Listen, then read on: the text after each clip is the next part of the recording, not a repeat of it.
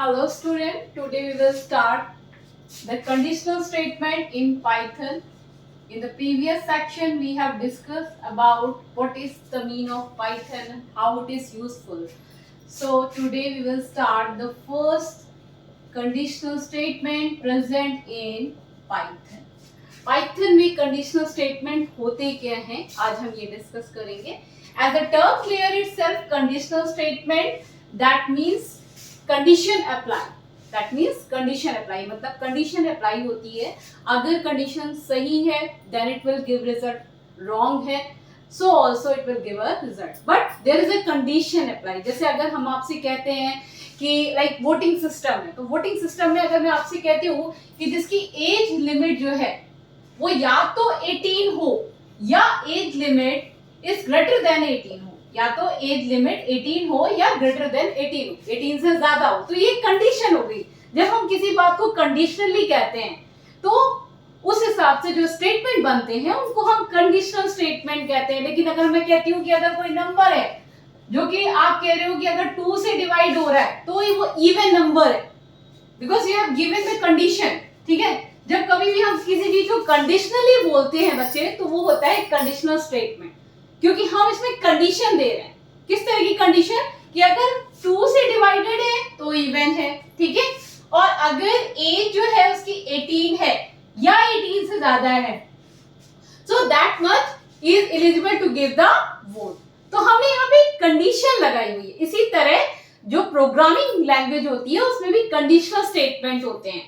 तो इसके लिए हम कुछ कीवर्ड्स का यूज करते हैं जिसके थ्रू हम अपनी प्रॉब्लम्स को सॉल्व करते हैं. तो one by one we will discuss problems. Okay, first of all I am telling you कि कंडीशनल स्टेटमेंट को सॉल्व करने के लिए हम किस चीजों का यूज करते हैं.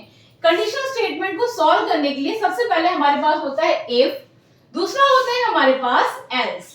यानी दो कंडीशन होती है, इफ और एल्स.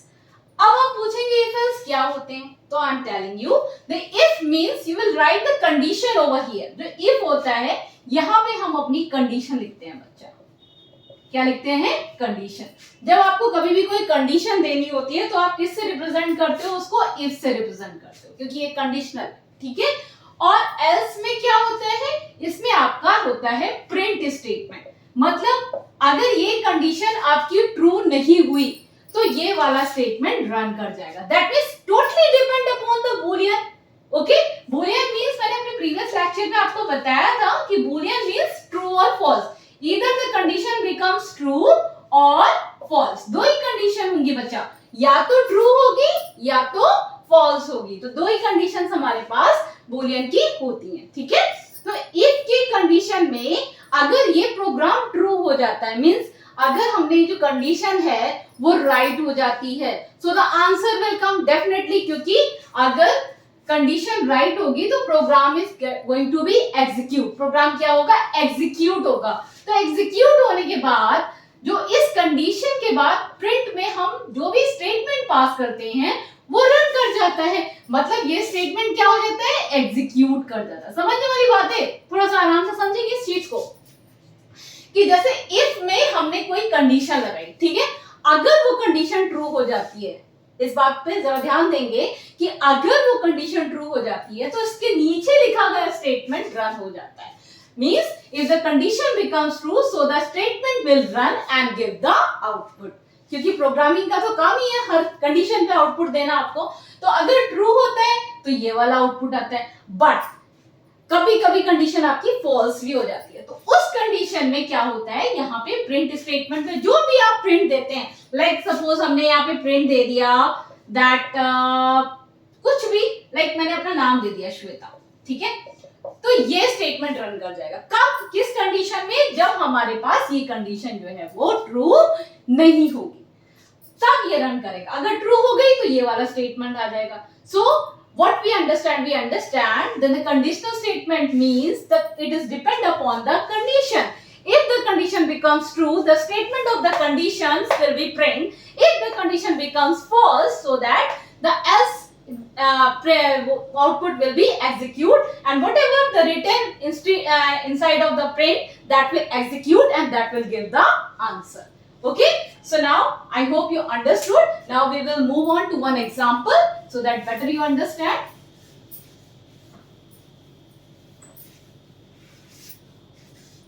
The next example बच्चा कि like I am giving you a condition, जैसे हमने बात की थी कि अगर एज लिमिट आपकी 18 है तो so what for that condition how we will make the program, we will see if अगर एज आपकी जो एज है that is greater than 18, ठीक है, 18 से ज्यादा है और equals to 18, अगर 18 से ज्यादा है या 18 के इक्वल है, क्योंकि कंडीशन क्या है वोट देने के लिए या तो 18 साल का बंदा होना चाहिए या 18 साल से ज्यादा होना चाहिए. So sir age is greater than या इक्वल्स टू 18 और यहाँ पे हम कॉलन लगाएंगे. As I told you in the previous section, colon is the required action for every condition.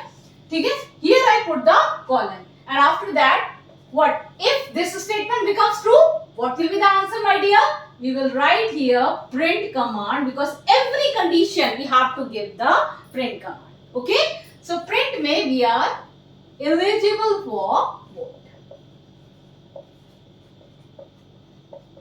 Eligible for what? Vote. Okay, else what my dear? Put the colon over here and what else? Print not eligible for vote. It's very simple. ठीक है? So here we can see that I am writing the true print output. Means this program में if this condition becomes true, this output will generate. If this condition becomes false, then this output will generate. At any cost, the system will give you a answer because I have put the correct condition as well as incorrect condition. Okay? So in that way, if this condition becomes true, so this statement is going to run. Which statement, my dear? This statement is going to be a run. If this condition will not be true, so this statement will run.